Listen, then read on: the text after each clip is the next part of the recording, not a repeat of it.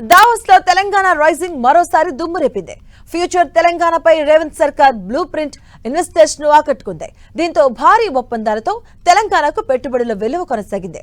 ఇక world economic forum form లో సదస్సులో ప్రతిపాదనలతో దావోస్ లో అందరి చూపును తన వైపు తిప్పుకున్నారు సీఎం రేవంత్ రెడ్డి.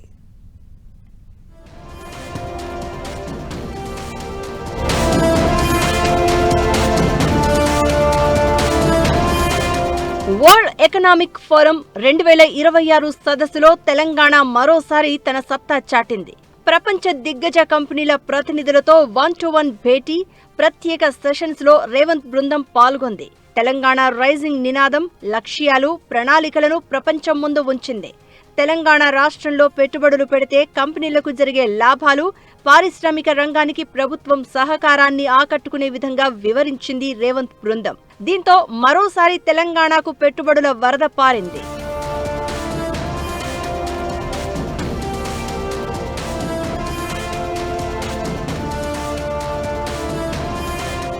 గత ఏడాది ఇదే దావోస్ వేదికగా 1.79 లక్షల కోట్ల పెట్టుబడులను సాధించింది తెలంగాణ ప్రభుత్వం. ఈసారి IT, pharma, AI, data centres, green energy, manufacturing, bio, defence రంగాల్లో కొత్తగా భారీ పెట్టుబడులకు బాటలు వేసింది రేవంత్ సర్కార్. గూగుల్, సెలోస్ఫర్స్, Unilever, Honeywell, Novartis, Tata group, Infosys, Cisco, UPC volt ప్రపంచ మేటి సంస్థలతో ఒప్పందాలు కుదుర్చుకుంది.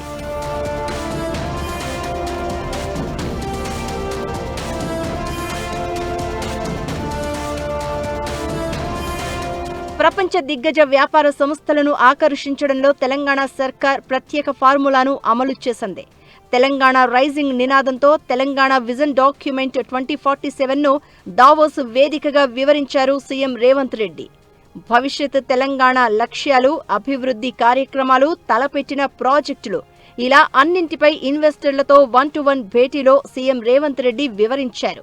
జీరో నెట్ సిటీగా నిర్మిస్తున్న ఫ్యూచర్ సిటీపై రేవంత్ బృందం ఇచ్చిన ప్రజెంటేషన్ ఇన్వెస్టర్లను ఆకట్టుకోవడంలో కీలకంగా పనిచేసింది.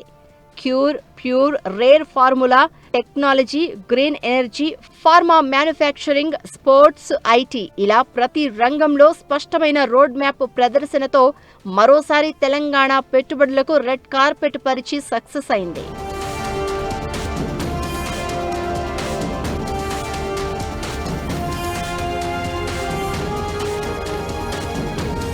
వరల్డ్ ఎకనామిక్ ఫోరం నిర్వహించిన 2 సెషన్స్ లో రేవంత్ ప్రసంగం అందరినీ ఆకట్టుకుంది.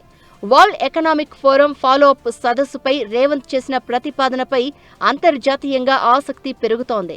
ఈ ప్రతిపాదనకు వరల్డ్ ఎకనామిక్ ఫోరం కూడా సానుకూలంగా స్పందించడంతో దావోస్ లో సెంటర్ ఆఫ్ అట్రాక్షన్ గా మారారు రేవంత్.